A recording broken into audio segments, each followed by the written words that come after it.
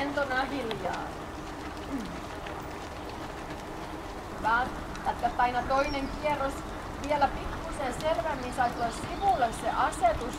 Niska on aika rento ja pyöreä. Noin. Ja sinne kun se aina sivulle päin enemmän nyökkää. Noin melkein. Vielä otsa oikealle. Niin sitten valmiina ratsastamaan. Nyt vähän ravia eteenpäin. Siinä.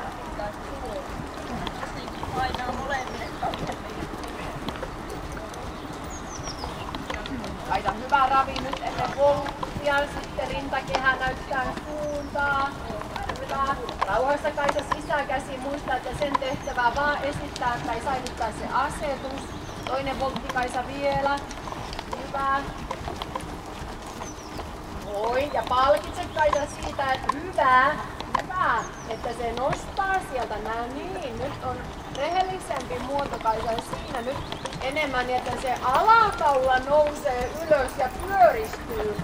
Sitten sieltä ylhäältä se raami on automaattisesti hyvä, mutta sen pitää alta kantaa itsensä. Ja ettei yhtään istumalla kiirehditse edelle laukan nosto, kun se menee pitkästi ja hitaasti.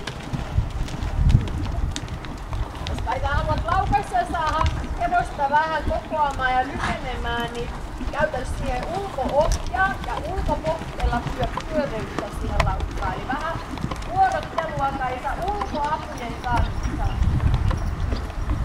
Mikä ajattelee vähän alas ja sitten noin hyvä. Ja sitten on tukki siihen, että voi kääntyä. Jatka Kaisa vielä kerran voltti.